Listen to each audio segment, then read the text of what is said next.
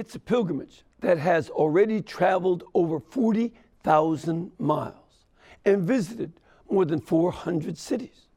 And it seeks to awaken the faithful to the urgency of recovering a true culture of life. We'll find out how you can be part of it tonight, so please stay with us.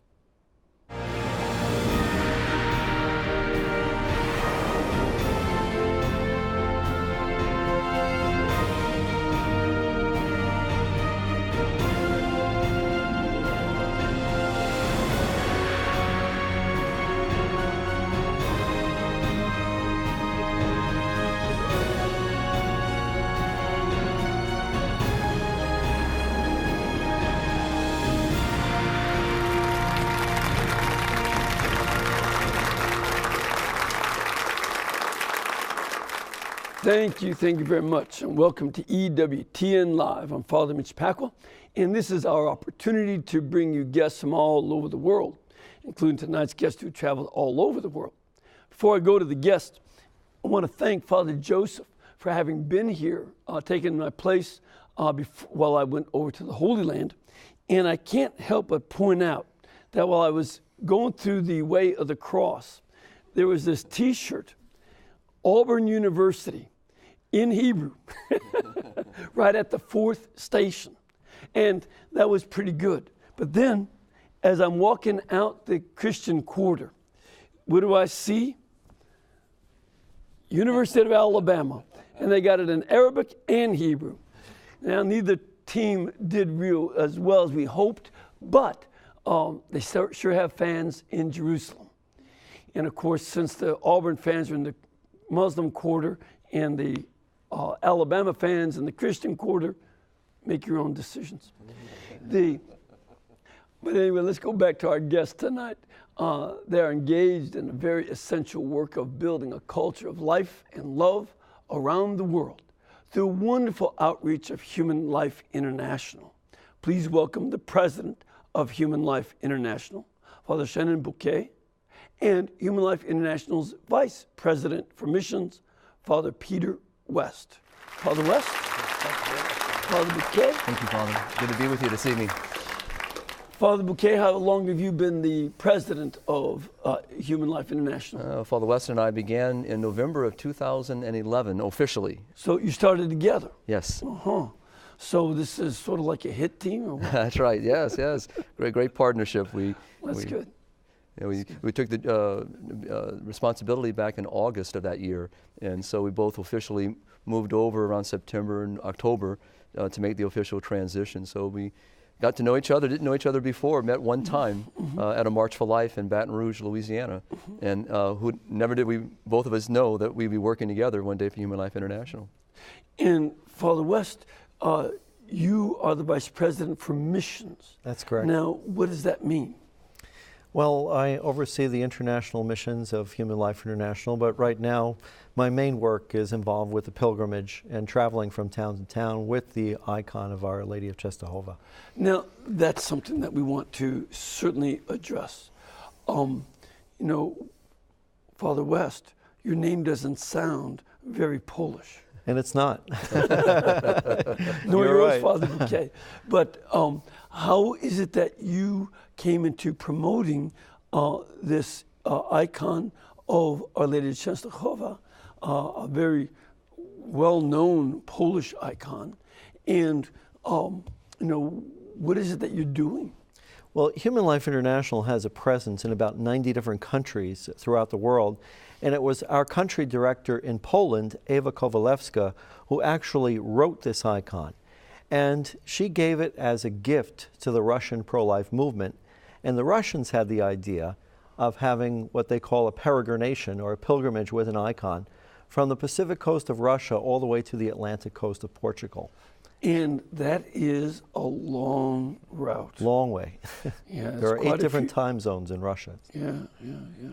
It's so they started in Vladivostok, or? Vladivostok, that's right, on the Pacific coast of Russia.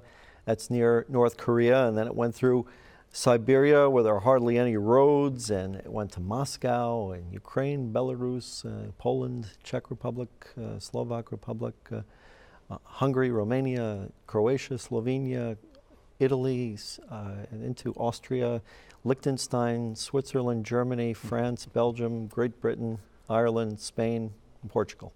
And I'm sure Liechtenstein was a short journey, being one That of was the a very smallest short countries. journey. I don't know it is even one though of they the- stayed the night. Yeah, it's a wonderful country. I Yes. spent a weekend, Yes. Pentecost weekend there once, Right. and that's a beautiful place. While I was studying. I might have left out Switzerland, I'm not sure. Yeah. Now, what is the idea behind this pilgrimage? Well, in Russia, this icon has been revered as a Lucan icon written by St. Luke, but it is also revered as a patroness of those who want to restore a family life. So the main purpose behind the icon is to awaken devotion to the Blessed Virgin Mary and bring her into the battle for life, kind of like the ancient Jews would carry the Ark of the Covenant with them into the battle, where we're asking Our Lady of we're calling on her intercession. And just as she won a powerful victory over atheistic communism in Eastern Europe, we're asking her to help us win a victory for the culture of life.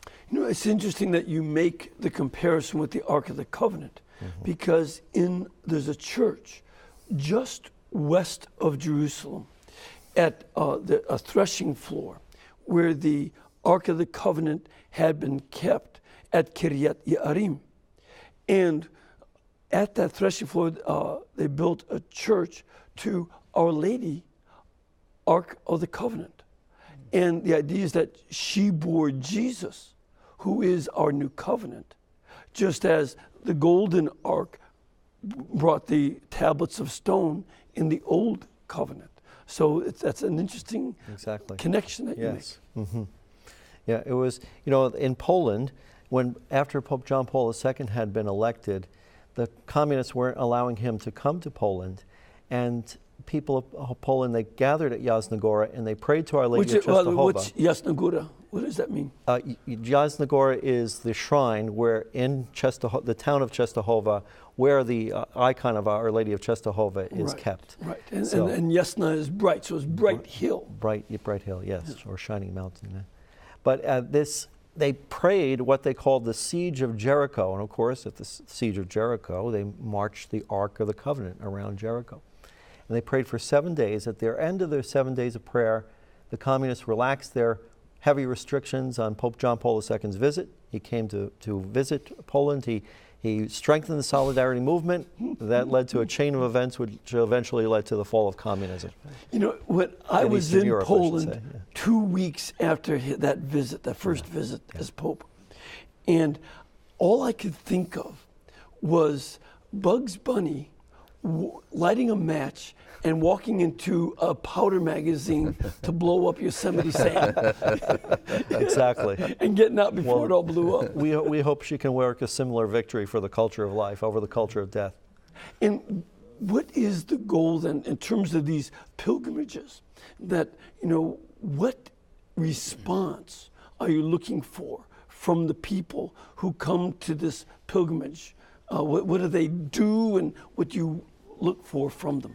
Well, I had an interesting reaction when I came to my native home of New Jersey, and I took her to a Russian Orthodox church, and there was a Russian Orthodox woman there, and she had been following the Blessed Mother around from church to church. And she said she used to be pro-choice, but when she began to reflect on it, she said, really only God can take life. And so she made the connection between her faith and respect for human life. So I think that's the kind of change of heart we're looking for. And also what happened on the Feast of Our Lady of Czestochowa, when we brought her to an abortion mill in Germantown, Maryland, and 3 women changed their minds that day. And there was a woman who sought healing for an abortion that she had had some years ago. And then also we had the clinic, the pro-lifers had a civil conversation with a woman who was a clinic worker. So this is the type of, we are seeing that Our Lady is having an effect on the hearts and the minds of people. Yeah. A lot of times we get into a variety of logical arguments for and against abortion, but somehow it seems that she whose face was cut is able to cut through the arguments with her presence of love. That's right. By the way, explain what those slashes on the icon are. Okay, those slashes were made by Hussite raiders. They were followers of a renegade Czech priest by the name of Jan Hus. And they invaded Poland, they invaded the shrine of Jasna Gora, and they slashed Our Lady with a sword. At first they were trying to steal her, and that when the horses wouldn't move, and there was another story with horses not moving associated with the Our Lady of Częstochowa, so they threw her to the ground. They broke her actually into 3 pieces, and they slashed her with a sword. And legend says that when the man went to slash her for a 4th time, that he was struck to the ground dead. I guess one of the lessons you learn is you don't mess around with the Mother of God. That's right. Yeah, that would be one lesson. But it's, this is something that, on the other hand, that kind of violence, and this was before the Protestant Reformation period. Right. Exactly. This is about, 60, 70 years before? Yeah, 1430 actually. 1430, yeah. So good 90 years. And this image has been, as one of my Polish friends said, the primary treasure of all Poland. That's one of the way Polish citizens feel about it. And so that she's able to evoke this pro-life response. Yeah. Now, Father, you've been part of this as well? Not as much as Father West. Father West is the custodian of the pilgrim image of Our Lady, is the one responsible in traveling with her. And while he's busy, domestically traveling with Our Lady, my travels take me outside the country most of the year, carrying. But he was an important part of the beginning. Why don't you talk about our trip to St. Clement's Island? Oh, well, sure. When we brought Our Lady over, for that welcoming her into the country, we brought her to St. Clement Island. And of course, which is where? Which is in Maryland, and it's right off the coastline itself of Maryland, and of course where the first Mass within the colonies were celebrated, and it was a wonderful moment really to, in a way, kind of remember when the faith came to this country, in a way, when the people journeyed here looking for a new beginning, and of course when Catholicism itself was coming to this land, and it came to the Principal See. And so it was a wonderful way of welcoming Our Lady, and as kind of saying, please come. And it's interesting that, Our Lady made this happen, because we really had some difficulties along the way getting Our Lady, prepared to travel across the Atlantic and making all the logistics happen. And so the evil one really tried to distract us and dissuade us and cause issues, and even sometimes even within our own staff, trying to orchestrate all this. Everyone had a different idea, but gradually we all pulled together and recognized that we can't allow those distractions to distract us from what Our Lady is looking for, and that is to come to the U.S. To a place where she herself has been, a welcome guest for so many years, but now faith is becoming so foreign in many people's minds and hearts. So it was a wonderful moment. It was very moving, to travel by boat, from the mainland, take about a 25-minute ride by boat, to the island, and set up a place where people can come to pray. Placed her where she is now in a stand, and prayed, and then did a pilgrimage, around the island. Not to say all of it, but just to kind of mimic what happened that first day of people gathering. And then from that moment is when Father West, began, to move forward, across the nation. And right now it's approaching about 8,000 miles already in the United States that Father's traveled with Our Lady as the custodian of Our Lady. And to know that 40,000 miles plus, from one coast to the next coast. And now our goal is to take her back from the Atlantic coast back to the Pacific coast, with the intention of 2015 bringing her into Latin America. So hopefully to bring one image of Our Lady to another image of Our Lady, to truly bring this hopeful change. You mentioned about Blessed John Paul II, and what makes me think of those 9 days that really changed Poland, but changed the world. Exactly. And it makes me think, how many moments did he kneel in front of the image of Our Lady, the original image of Our Lady of Częstochowa, and from a heart longing for strength, looking for courage. What is the meaning of my life? Where do I go? What do I do? And in a way, Father West has shared many stories of people coming, and Lech and Eva Kowalewski, who orchestrated this pilgrimage in its origination. How many people came and come to see Our Lady to make a prayer, an intention. It could be for their husband, could be for their wife, could be for their children. And, trying to bring about a true transformation of people's lives. And Father already gave us a couple of examples that the power of love can move mountains. And that's what we're after. To really build the culture of life is going to take, as we shared today in our conversations, just visiting the three of us, the intellectual arguments are important. All the language is so important. But at the end of the day, until that heart changes, you're not going to move that person any further. The heart has to be changed. Yeah. And so that's what I think is happening. Yeah, I never will forget a woman on television who was saying, I don't remember the channel, but I think it was one of the news channels. And her line was, if she, that is the Blessed Virgin, would have had an abortion, none of this nonsense would go on. Right. And that shows the depth that some people feel of the rejection of life. Right.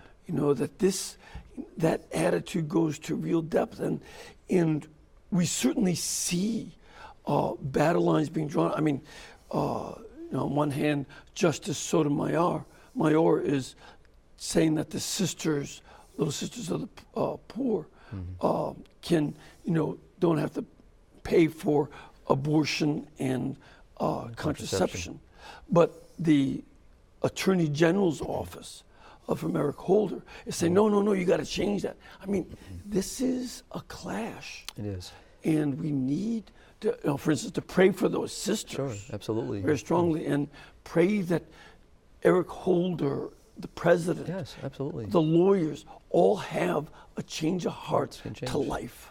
Well, I think that's why the image of Our Lady speaks volume to every generation, whether it be under the title of Our Lady of Czestochowa or Our Lady of Guadalupe, whatever her title may be.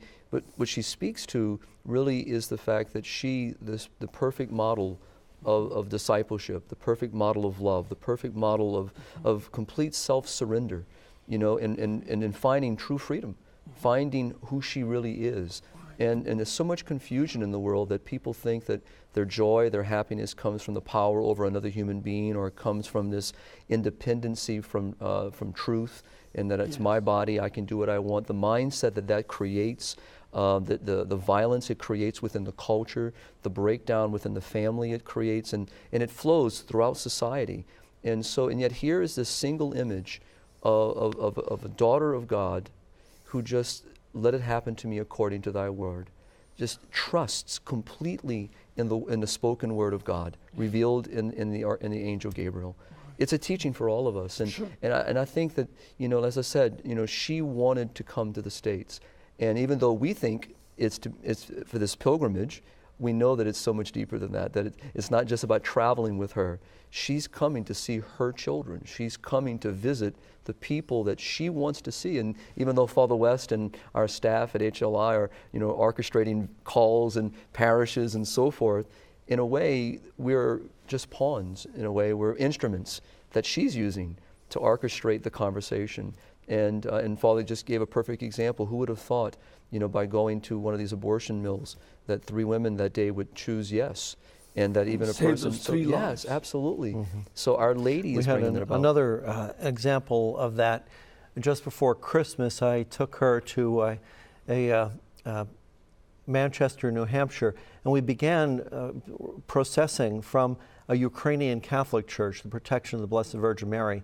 We walked about 0.8 of a mile in 8-degree temperatures. By the way, I thought it would be much warmer down here in Birmingham. We'll talk about that later, but this is one area where the President of the United States had promised to end global warming, and the nation is experiencing that, and this is what it looks like. So I want to congratulate him on that. Yes. It's very successful, and that's good. But anyway, when we processed with the icon, and when we got to the Planned Parenthood, there was a young lady coming out of the parking lot with a big smile on her face, and she had changed her mind. And she said, I'm going to keep my baby. She made a choice for life.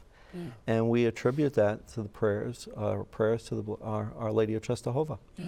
Again. Yeah. Well, we have a clip, because you went over to New York City. That's have right. A clip of that where you, it's one of the largest cities. It is the largest city in the country. Mm-hmm. Let's see what happened over there. We're at St. Peter's Church on Barclay Street, near World Trade Center. There's the Mass right now in the church, but then we're going to process out of the church through the streets of New York, right here in downtown Manhattan.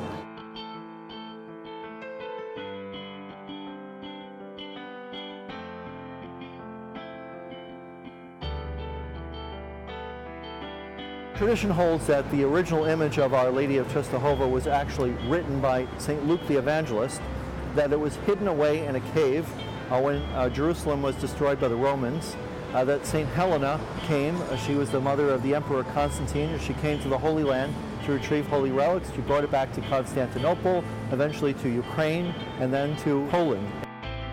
I never had heard of her before, and then she just kept coming in front of me to where I'd see her picture all the time, and I started asking about her because the image was very different to me. And I found out that she was from Poland and that she had been scarred in the war, and it got to the point where it was crazy because all of a sudden she was everywhere.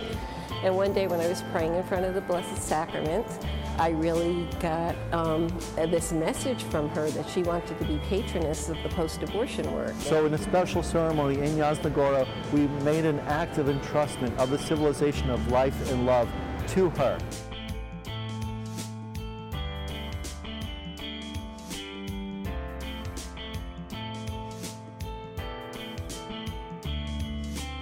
The story of the scar on her face is St. Luke painted the picture, and it was scarred in war by an arrow.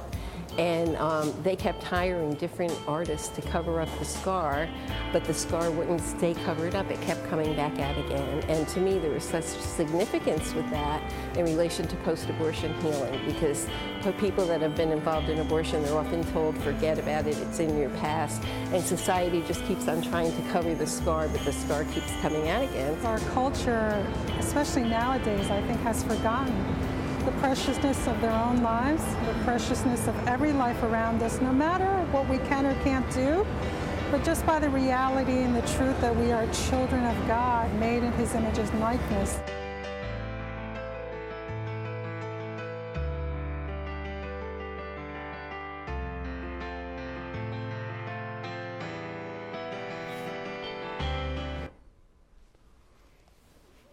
Thank you. That's a great story there. Mm-hmm. It sounds like it was a powerful visit to New York itself. Yes, it was. And by post-abortive, this is a lady who works with women who have had abortions, right, and are trying to deal now with healing the various hurts that come. She helps them to understand God's mercy for them, yes, and also to accept that mercy, because some people, they can believe that God can forgive them, but they find it hard to forgive themselves. And, yes, and Teresa has been through that experience, so she knows how to help other women who have been through that experience as well. As so many women I've come to know who have had abortions and then they come to know Christ, they're better, it's in my experience, at helping other women in that situation than I am. They know from the inside, yes, and that's very powerful. And Teresa Kaminsky-Burke, while she herself has not had an abortion, she was a social worker and she got involved in post-abortion healing ministry. She also has a very strong devotion to Our Lady of Czestochowa as well. Rachel's Vineyard Retreats helps many women with post-abortion healing. Yes, yes. And just the image itself, draws. It's just looking at the image and looking into the eyes, piercing into the eyes. It's very different when looking at an icon and looking at this image that is supposed to really connect us to the person. A little different within the Eastern way of looking at an image versus the Western image of looking at an image, a statuary, when I look at the footage and I see the images and I see in moments in prayer, you're drawn in and you're drawn into the mystery. the scar reminds you, as Teresa said, the war. And right now there's a war on women. There's a war on life. There's a war on the family.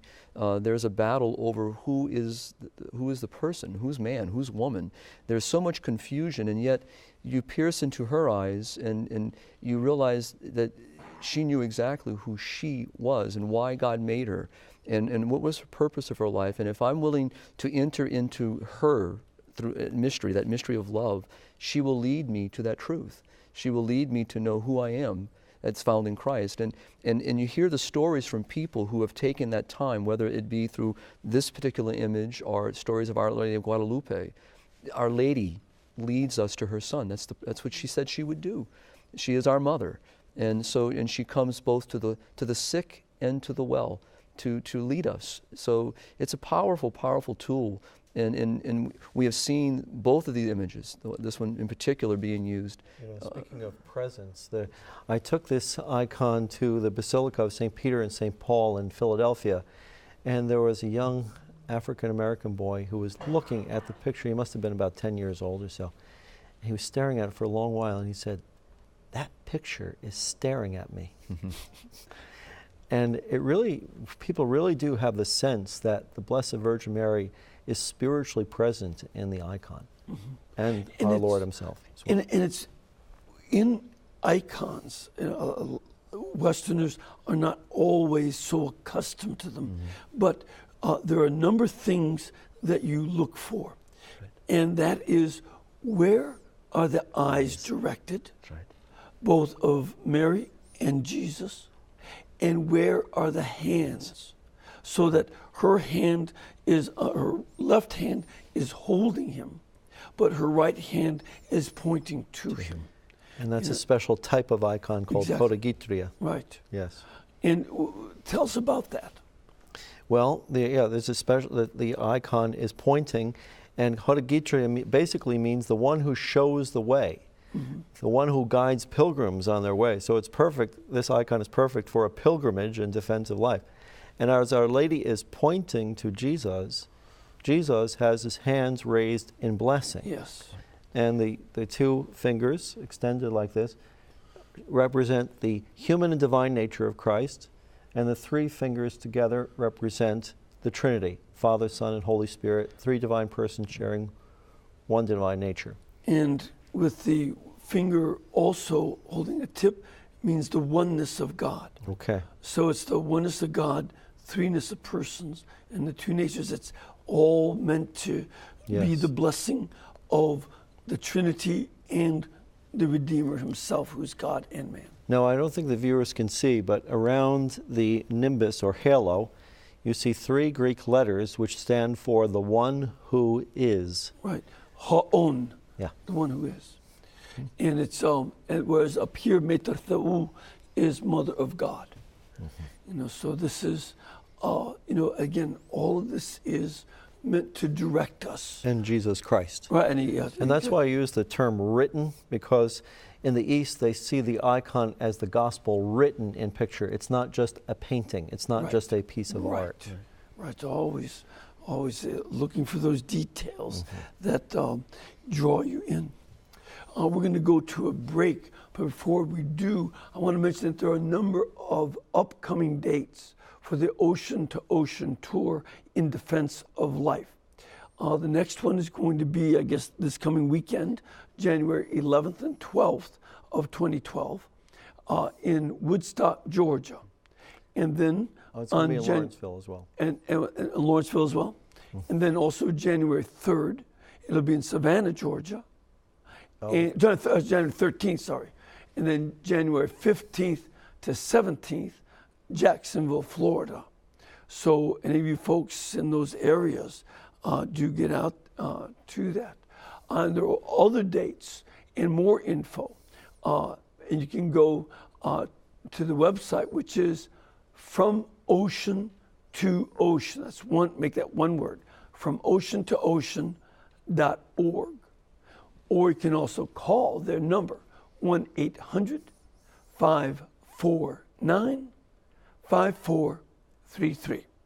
Well, we're going to want to get some of your comments and your questions. So please stay with us, and we'll be back in just a couple of minutes. Hopefully the culture meets the gospel. And so whenever the culture can meet the gospel, then the gospel has a voice. It's important to me that we make a public profession of our faith, that we say that we're proud of what we believe as Catholics, and to let people know that God loves that and the Blessed Mother loves that. When we're praying the rosary on the streets, we're basically praying for, not only for the pro-life movement and for those suffering the effects of abortion, but praying for the people we see on the streets. Our Lady of Czestochowa looks at us with eyes of mercy, and her only intention is to draw us closer to her Son, who came not to condemn, but to save.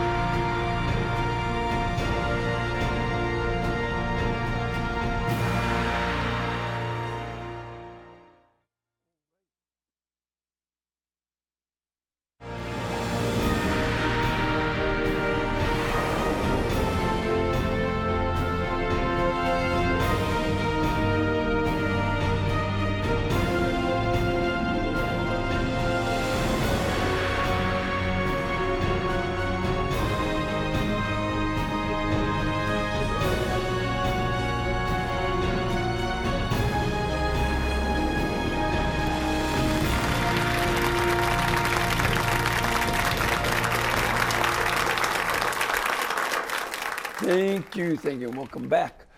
First of all, we'd like to invite you to come and be part of our studio audience. If you can make a pilgrimage here to EWTN, we'd love to have you here. Just ask that you contact our pilgrimage department at 205-271-2966, or go to the website EWTN.com. And they'll give you all kinds of information about scheduling of programs, masses, tours of the studio, directions up to Hansville, and places you can stay in the local area. Are you all ready for some questions? Sure. Let's start off with a caller. Do we have Julie on? Hello, Julie. Hi, Father. Hi, where are you from? I'm from Iowa. And your question is? I just have a comment, Father, and that's that I'm very much against abortion. I think it's a horrible evil, and it is part of the culture of death. But I think what is even more fundamental to the culture of death is artificial birth control, because with abortion, at least life has come into being, and you have a future saint present. With artificial birth control, you are saying no to life before it ever begins. And priests do not speak about this from the pulpit, and we have a whole generation of children growing up without even knowing what the church's stand is on artificial birth control. Yep. All right, do you have any comments? Well, Father Paul Marks, the founder of Human Life International, from the very beginning, recognized the great threat of contraception. So when Humanae Vitae was on the horizon, this whole question of, how do I treat myself as a man, a woman, husband, wife, the dignity and the beauty of sexuality, and how is that expressed within the beauty of marriage between one man and one woman. And so Father Marks recognized, as many others did, that if we embrace this mentality that I'm in charge of my own body and I can use methods to block life, to orchestrate what I want, that this mentality was going to perpetuate itself into the next thing. And that would be when contraception fails, and we know that contraception does fail, that when I didn't want life to begin with, what am I going to do? I.e. abortion. And so today that has now manifested into euthanasia, it's manifested into so many other problems, and it starts at the very root, which is contraception. And that is why the church has consistently, in every age, has dealt with this issue. The dignity of the sexual act, the beauty of that expression between, and the self-donation between man and woman, husband and wife, is something the church has held sacred and will continue to do so, even in an age that rejects it, even in an age that's confused about it. As a matter of fact, it's important to note that condemnation of abortion and pharmakeia, which was one of the terms used for contraceptives. We get the word pharmacy from it, but they were aware of it, goes back to the Didache and the letter of Barnabas in the 1st century. That's right. This is not something that the church came up with in 1967. People tried that as an ideological stance. Exactly. Oh, you guys just came up with that. No, you don't know history. That's right. You don't, and so we've condemned both from the beginning. Which goes back to what we talked about a little earlier in the program, is about who is man, who is woman, what the gift of my own sexuality, what is its purpose, what is its end? And and we've lost that sense because it's not been part of the conversation. And so Julie is right in the sense that we don't hear about it, and not only from the pulpit, we don't hear about it in our universities, we don't hear about it in formation of our young people. And so when the TV is educating people, and magazines are educating people, and movies are educating people, what do we hear from them? Sex is a free expression. It's about pleasure. It's about me. It's about what do I get.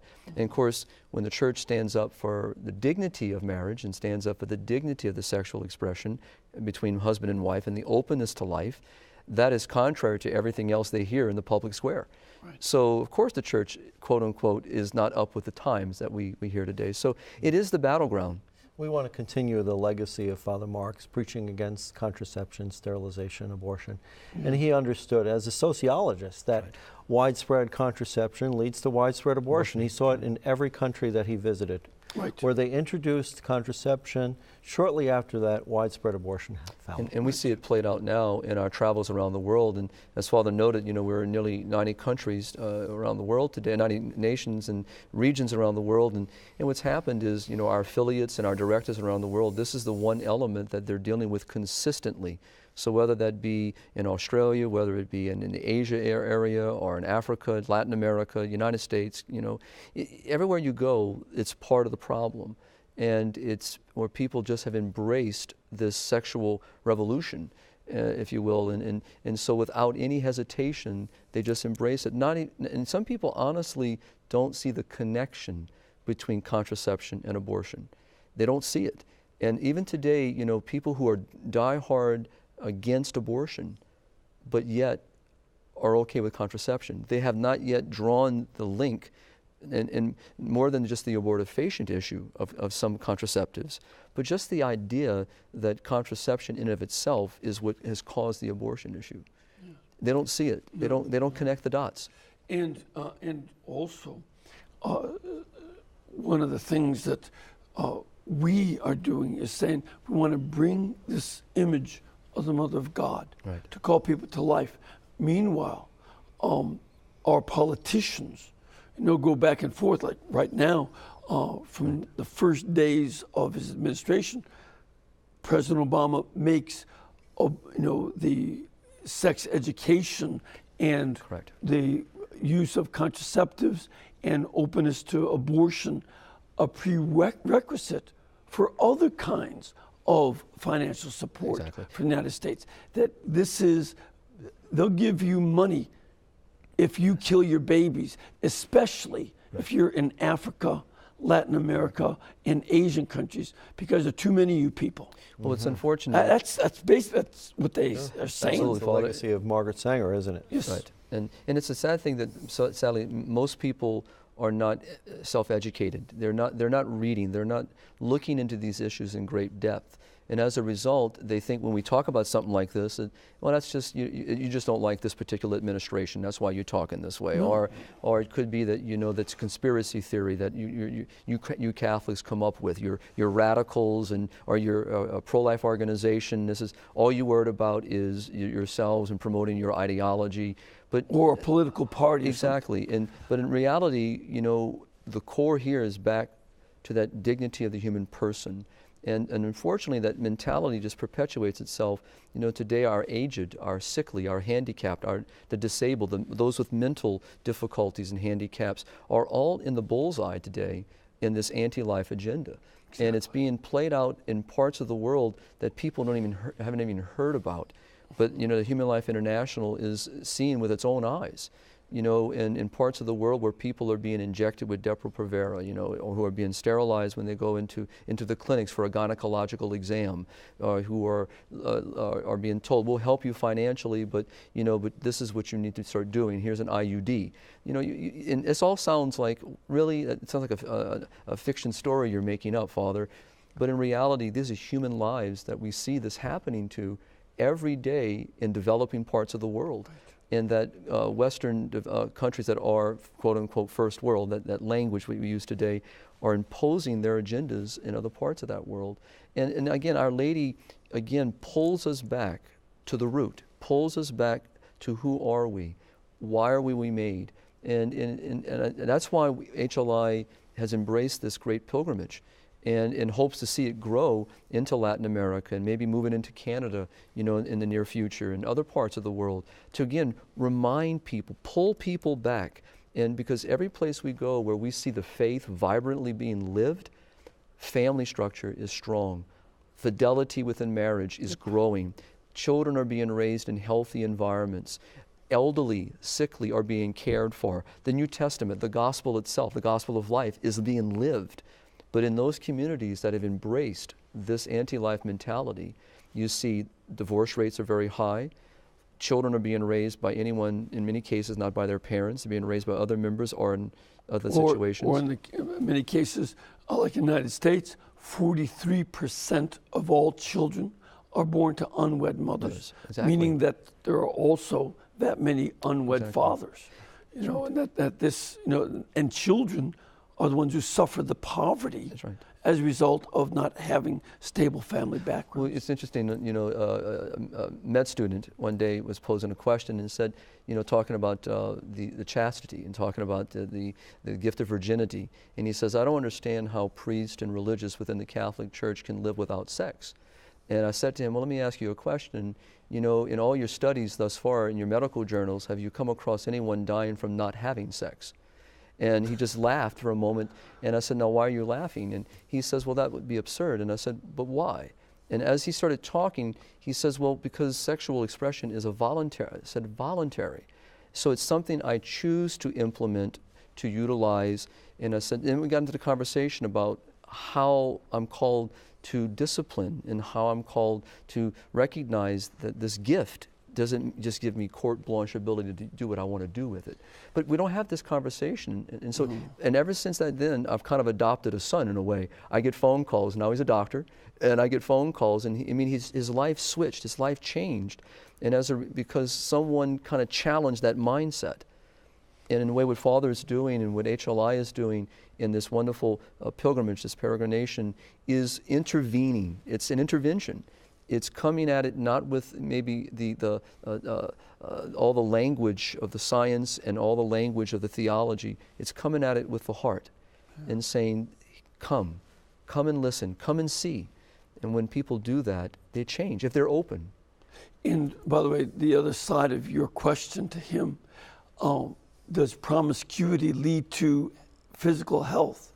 Survey says no. No, that's right. The more promiscuous people are, that's right. the more likely they are to have a variety of sexual diseases that have gone from 2 up to 1970 to now over 40. And 20 to 25% of the population is now infected. Exactly. And the same thing like in Africa, where the chastity programs were implemented and taught. Marriages remained strong. The fidelity was growing. But then in those countries where outside forces came in and enforced and pushed, you know, contraception and that mentality again, what it did, it broke down the family. It introduced back, AIDS was continuing to grow, STDs began to continue. You know, all these issues began to enter back in, and we know domestic violence is also part of this equation. Because I want something, and if you don't give it to me, I have a right to it. So the language begins that I have a right to something, instead of looking at something from the fact that how do I recognize the purity, the dignity, the beauty of human sexuality. That's why they look at us a lot of times in religious, as kind of strange, And I get it in airports a lot. I mean, I know you travel a lot, so I get the strangest questions in airports or 38,000 feet, when you can't move off the plane and the person sitting next to you is a pro-abort.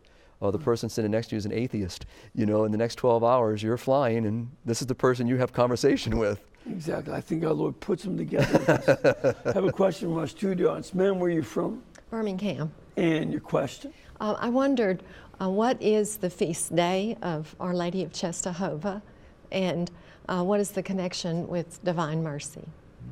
Well, the feast day of Our Lady of Czestochowa is August 26th, and I found out later that August 24th, the day we actually began our pilgrimage, was the anniversary of the day that the icon was actually brought to Czestochowa in the year 1382. Wow. So August 26th is the feast day, and that's the one we brought the icon to Germantown, where we had the 3 women who changed their minds that day. And yes, there is a connection between Divine Mercy in the sense that those who are involved in post-abortion healing, which is really helping people to understand and accept God's mercy for themselves, are strongly devoted to Our Lady of Czestochowa. And I say that I don't think it's they who adopted Our Lady of Czestochowa. I think it's really Our Lady of Czestochowa who has adopted them. All right, we have another caller. Hello, Joe. Yes, hello. Hi, where are you from? Oh, Fathers, I'm from Mountaintop, Pennsylvania. Oh, great. And your question? I have a couple of comments to make. I think it's a beautiful thing the Fathers are doing, taking the beautiful icon of our Blessed Mother and Jesus into the United States. I'm reminded of Blessed John Paul, who said very profoundly that our very existence in this country depends upon how we treat the unborn and the elderly. And he said that when he was here. I'd also like to put a plug in for seeing if we can receive the icon at our Scranton, Pennsylvania diocese. I know Father Connor is friends of EWTN and has done programs there for you people, and maybe I could get a plug in to see if we can get her. All right, so how would somebody be able to ask you to bring the icon to their diocese? I would say first send an email to blackmadonna@hli.org. That would be a good way. You can go... Because that's one of the nicknames of Our Lady of Czestochowa. Right, exactly. The Black Madonna of Czestochowa. Yes. Now, unfortunately, we've pretty much covered the Northeast, although we have a few events in the Northeast still to go, like in Maspeth, Queens, and March 15th and 16th. But we did, unfortunately, already go to Scranton, Pennsylvania, and we were at the Shrine of St. Anne in there.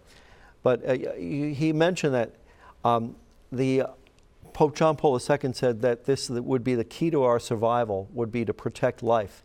He said that in 1987, and he was in Detroit. Right. And now Detroit is bankrupt. Mm-hmm. So unfortunately... You're not blaming that on the Pope? No, I'm blaming it on America not heeding the prophetic words of Pope John Paul II. Especially also when you look at the statistics specifically of Detroit, that you brought it up, it's very unique when you look at the divorce rate, you look at the motherhood, yeah. So Detroit has a very interesting statistical numbers when you compare it to other major cities and other major places. As I travel around the country, there's more and more cities in that condition, yes, or heading toward that condition. Exactly. It's really, you see it more in the cities. And that's where they're promoting the abortion the most as well, to minority populations. Well, that's the thing too, but when you talk about building a culture of life, and what does it mean to build? Well, we have to have tools, we have to have materials, we have to have a willingness to follow a plan. And if we look at, as both you mentioned about Our Lady pointing, He's the way. And Jesus himself said, I am the way, the truth, and the life. And so, the icon is a reminder to follow Christ, to follow the Lord, to go down that narrow path. And any time we stray from that wonderful, majestic plan of our Lord, we're going to find ourselves, in a very dangerous place and causing great harm, not only to myself. So when I abuse, as a child of God, my gifts that God has given to me, I'm not just affecting me. I'm affecting you. I'm affecting the culture. I'm affecting society. So the opposite works too, that when we really recognize how to truly build a culture of life, we can change today. Hope is part of our lives. So even though we see so much difficulty, not only here in the States, but around the world, in the struggle for life, hope is still alive. Yeah. And you meet people filled with hope when you meet those communities, and it gives you inspiration. And when you meet individuals, like many of our callers and many of the people of our audience and out in the world today who are fighting every day to build a culture of life, it's inspiring. This is definitely going to be one of the missions of the church, to go into places like Detroit and be able to set up communities that promote life and education and faith and a sense of hope. I have another question from our studio audience. Father, where are you from? I'm from Ireland. Good to have you here. Thank you, Father. And you win the long distance award. So what's your question? As I'm sure you're aware, Ireland recently, despite having a long history of being Catholic and dedicated to Our Lady under Our Lady of Knock, has recently brought in abortion from January the 1st, one of the most unrestricted abortion regimes. And we've battled against a mainstream media that is wholeheartedly against the message that we bring and twists that message. And huge resources from other countries that are funding the pro-abortion cause. And yet we've wonderful pro-life activists. What would be your message of hope now that we've had this defeat to keep the fight going to all our pro-life activists in Ireland? Yeah, thank you, Father. And and the answer to that really starts by really recognizing that it's only going to be an adherence to the truth. And it's really calling the people of Ireland, and like anywhere else in the world, to truly embrace the faith, not just a part of it, in totality. And when we embrace the faith in its totalness, we will find life, and we will find restoration, and we will find that path that rebuilds our cultures and our society. And right now what's happened, as we see here in the States, Ireland is no different. The outside pressures, the influences of the Western world, the influence of materialism, secularism, relativism, all these isms of which John Paul talked about many times, Benedict XVI has talked about, Pope Francis is alluding to. These things undermined a culture of life. And Ireland sadly succumbed to this outside pressure and the illusion, the imagery and the story of a young woman's life, and manipulated it, twisted it in order to push an agenda. And we see this duplicated time and time again. And it's going to take courage. It's going to take pro-life leaders, and strong people in the political world who are out there. I got some good people working in legislations around the world. We need them. We need more people like them. And we need leaders within our church, lay leadership, to stand up and to be vocal and to say, we will not accept this. And we have stories like this. We had great stories of leaders and kings who said, I will not allow this law in my land. And if I do, I relinquish, my title. And Liechtenstein is one example. He said, I will not do this. And so we need courage in people across the board. And also we need to call people to the lie, and that is challenge the media and come out and say, this is not true. You're promoting a lie, or you're giving a half-truth, which is a lie. So unfortunately, the people of Ireland have suffered because of illusionary language, and many of them have got into that issue that if we just do it in these circumstances, that's a very dangerous thing. The moment we open one door to that little area of abortion for any exception, i.e. get ready for it on demand, and it's already happening. We've seen this play out. So we don't want it at all, because the moment you allow it in, it comes with full force. Yeah, this is the situation of all kinds of what I consider to be bad decisions. Somebody just said on the news the other day that, since they legalized recreational marijuana, Sure. That was just medical, now it's recreational, and now they're doing marijuana tourism. Right. So bring your munchies is one of the advertisements when you come to Colorado. Well, I'm afraid that we've run out of time. I want to thank you both very much for being here with us and letting us share in being with this icon and the great work that you're doing. And hopefully many more folks will be able to get to pray with you and everyone else. Please join me in giving a blessing. May Almighty God bless you and keep you, cause His face to shine upon you. The Father, the Son, and the Holy Spirit. Amen. And we're able to bring this program and all the other shows that we do because this is your network. You make it possible. Keep us in between your gas bill, your electric bill, and your cable bill, and we'll pay our bills too.